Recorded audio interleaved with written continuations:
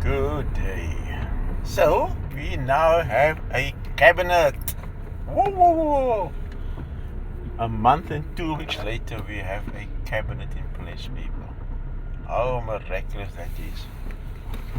All parties in the government of national unity has been given something in terms of the composition of the cabinet.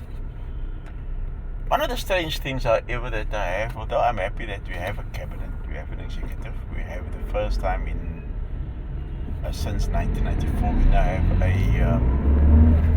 a cabinet consisting of ministers from various political formations and parties. I liked what the president said yesterday in his speech, is that the ministers do not represent a political party in their position as a minister, but they represent government, and I think that's going to be a thing that the president will really have to manage and manage well. I've listened, I've read some comments of people who say that now that the DA is part of government, of the cabinet, of the executive, things are going to improve. They forget that there are other ministers also from other political parties also who will be taking up positions in cabinet. So I don't know why the focus is on the DA. Yes, they achieved the second most votes in the election, but it doesn't mean that they are going to be the people that make sure that things work right. The government functions effectively and efficiently. Government has always been functioning effectively. Might not be efficient, but government has been working. So I really don't know why the people are so excited about having the DA. This IFP is also in Parliament. IFP has also got ministerial positions. Ultima has got positions.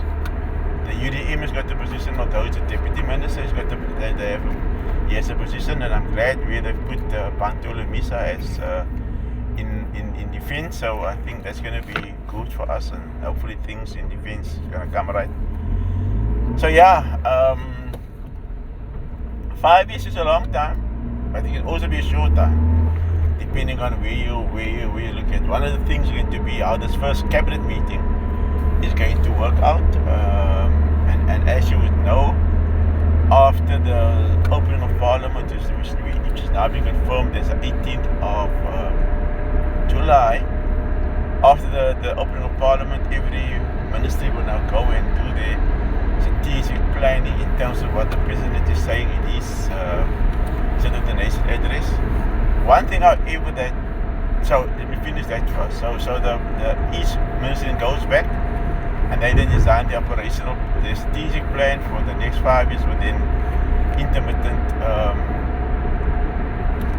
operational plans for every financial year to make sure that they achieve their ultimate outcome in the strategic plan over the 5 years. One of the things that one have to look out for, in my estimation, is how people are going to be held accountable. And I think I said it in a previous video, that because we don't have a constituency-based election but party-based, we cannot recall people, and I don't know how it's going to happen if the president now has to go to, as part of the agreement with the president, has to go to the leaders of a party when some of the ministers, one of the ministers, are not performing. Now I know that the DA or Alan Zeller has said that it is their ministers, but it cannot be their ministers. It is a government's ministers. People are working for government.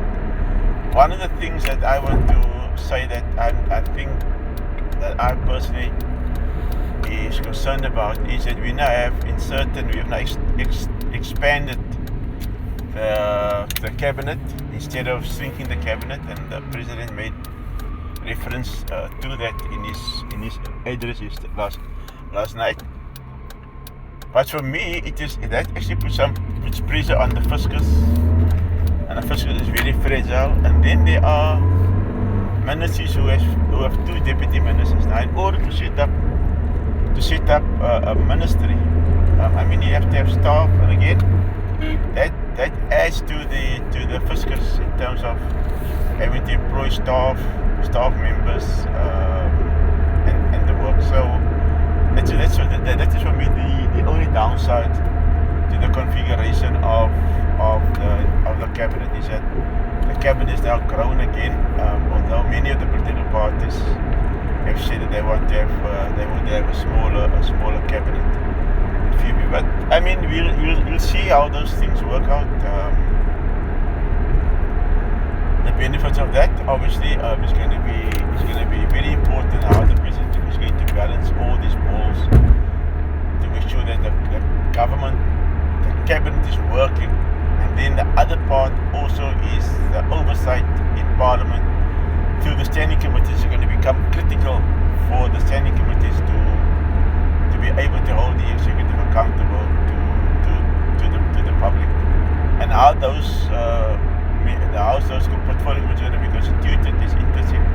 I heard yesterday that the portfolio committees will now only consist of 15 people per standing committee, so it's going to be interesting. But let's hope. I mean, I'm very, very hopeful. I'm very, very hopeful that this is going to work for the benefit of the country and its people, and hopefully we will see after 5 years a better outcomes for every sector in our community. Every sector in our society will benefit by the new government. I'm excited about it. I'm really looking forward to seeing how this government is going to work out. And maybe I'm not going to go into looking at each ministry, and I just want to talk about government as a whole and how government is operating. And I hope to come back to you within a short space of time. Again, have a lovely day, people. Bye bye.